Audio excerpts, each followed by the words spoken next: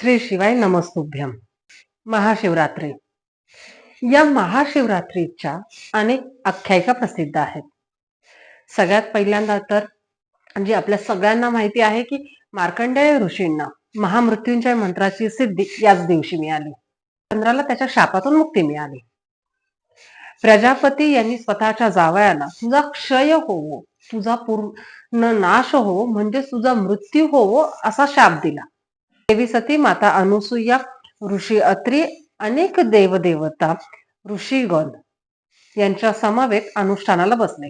त्यांच्या या अनुष्ठानावर प्रसन्न होऊन आशुतोष शिवशंकराने दर्शन दिलं. चंद्राला पुनर्जिवंत दिलंच, पण त्याला स्वतःच्या माथ्यावर विराजमान केलं आणि स्वतःचं नाव सोमनाथ असं धारण केलं. ज्या ठिकाणी हे अनुष्ठान घडलं त्या ठिकाणी भगवान शिवशंकरांचं पहिलं आत्मलिंग प्रकट झालं. 12 ज्योतिर्लिंगांपैकी हे पहिलं ज्योतिर्लिंग, ते म्हणजे सोरटी सोमनाथ.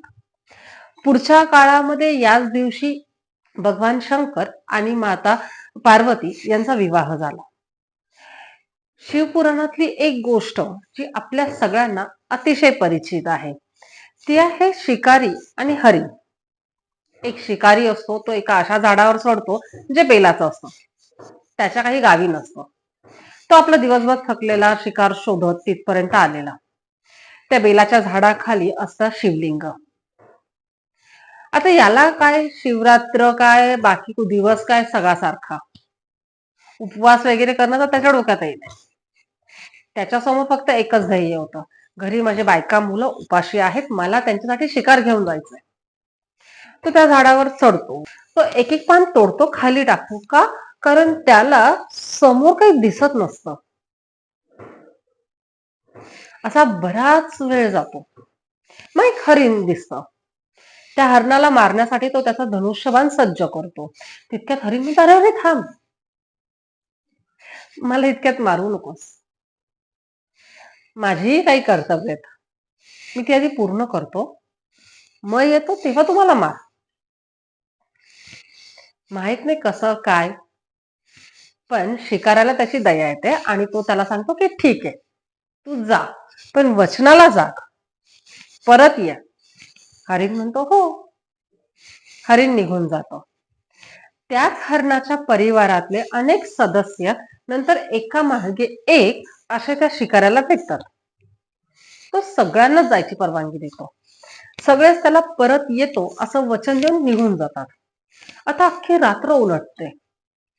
शिकाऱ्याला वाटतं की आता ही लोक काही परत येत नाहीत, म्हणून शिकारी त्या झाडावर उतरतो. त्यावेळेला सकाळ उजाडलेली असते आणि समोर बघतो तर काय, हरणांचा पूर्ण परिवार त्याच्या समोर उभा आहे. आणि ते सगळे म्हणतात की महाराज, आता आपण आम्हाला आनंदाने मारावे. हरिण परिवारातला प्रत्येक जण दिलेला शब्द पाळण्यासाठी, मृत्यूलाही आलिंगन देण्यासाठी तिथे येऊन उभे राहतात. शिकाराच्याही मनामध्ये काहीतरी सत्कर्म जाग होतं आणि तो म्हणतो की तुम्ही स्वतःहून सगळे माझ्याकडे आलात, मी तर तुम्हाला काय मारू, जा तुम्ही. आणि इतक्यात एक अकल्पित गोष्ट घडते. भोळ्या भक्तीला पावणारा देव, एका बेलपत्रावरती धावून येणारा देव, भोळा शिवशंकर, भगवान शंकर प्रकट होतात आणि शिकाऱ्याला त्याने नकळत केलेल्या सेवेबद्दल सांगतात की कसं त्याने बिल्वपत्र तोडलं, खालच्या शिवलिंगावरती वाहिलं, कालचा महाशिवरात्रीचा उपवास त्याला कसा घडला आणि त्याच्या हातून जे सत्कर्म घडलं आहे त्याचं काहीतरी तर फळ तुला मिळायला पाहिजे आणि ते द्यायला मी इथे आलोय. शिकाऱ्यासाठी हे सगळं अकल्पित होतं.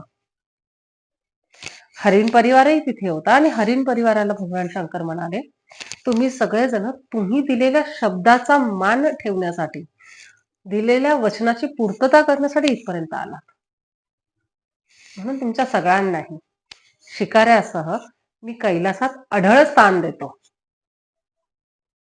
अशी ही 60 उत्तराची कहाणी 5 उत्तरे सुफळून संपूर्ण होते. या सगळ्यात आपण फक्त एकच गोष्ट शिकतो. भगवान शिवशंकरांची आराधना करण्यासाठी आपल्याला खूप उपचाराची, खूप विधी विधायकाची गरज नसते. म्हणूनच भगवान शिवशंकरांना भोळा महादेव म्हटलं जातं. जो देवांचा देव आहे तो महादेव तुमच्या माझ्या सगळ्यांच्या आयुष्यामध्ये कष्ट दूर करून आनंद घेऊन येऊ हीच प्रार्थना. ओम नमः शिवाय. व्हिडिओ आवडला असल्यास लाईक करा, शेअर करा, सबस्क्राईब करा. आणि हो, शिवशंकरावरती एक अख्खी सिरीज घेऊन येतोय. तेव्हा स्टे ट्यून. चला वारसा जपूया, चला वारसा निर्माण करूया.